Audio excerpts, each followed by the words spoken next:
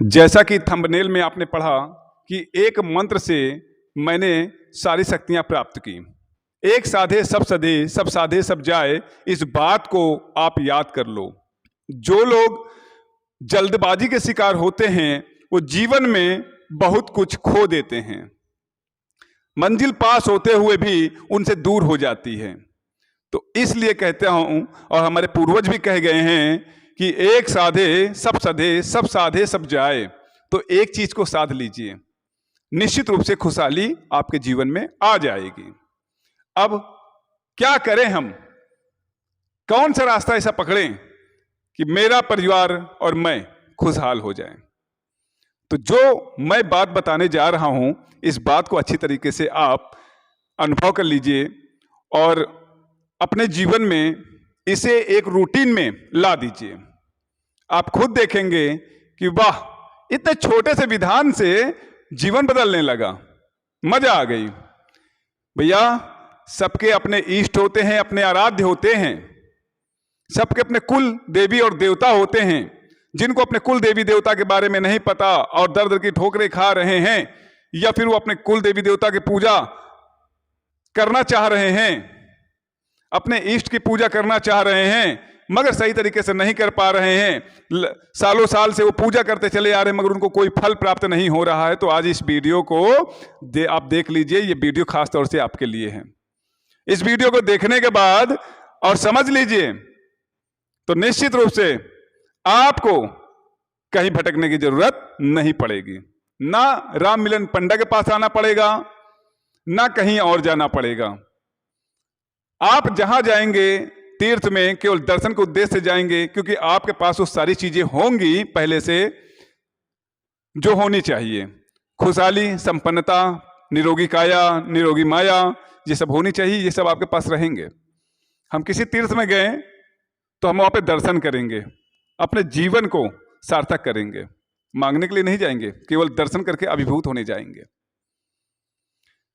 एक मंत्र से मैंने अपने जीवन को कैसे संभाला और एक मंत्र ने मेरे जीवन को कैसे बदल दिया, मैं ये विधान बताऊंगा। सन 2003 मैंने इंटर पास किया और उसके बाद कॉलेज ज्वाइन किया, मगर मेरा मन पढ़ने लिखने में लग नहीं रहा था। ऐसा लग रहा था जैसे कोई मुझे अपनी ओर आकर्षित कर रहा है और मुझे मलिन काम कराने के लिए प्रेरित कर रहा है। गंदे सपने आने, मलिन मलिन बातों को सोचना, कभी कभी आत्महत्या की बात को भी सोचना कि जीवन निरर्थक है, खत्म कर दो। एकांत में बैठ जाना बिल्कुल सुकून से और बस सोचते रहना, और कहीं चल रहे हैं तो सोचता रहना, सोचते रहना, सोचते रहना, खाबी पुलाव बनाते रहना। ये हो गया था मेरे जीवन में। एक समय ऐसा आया कि मुझे ऐसा लगा मेरा जीना जो है बेकार है, मर जाना उचित है। कॉलेज की पढ़ाई मैंने बीच में ड्रॉप कर दी, कई महीने कॉलेज नहीं गया, बस घूमता रहा इधर से उधर। मेरे घर वाले देखें, बोले क्या होता जा रहा है। मेरे दोस्त के मम्मी पापा बोले कि क्या होता जा रहा है तुम्हें, कितने हंसमुख स्वभाव के लड़के थे तुम, होता क्या जा रहा है, बताओ हमें। मैं नहीं बताता था उन्हें। फिर एक दिन ऐसे ही मैं गंगा के किनारे बैठा था, क्योंकि माँ शीतला की मैं बचपन से पूजा करता था, हनुमान जी महाराज की बचपन से पूजा करता था।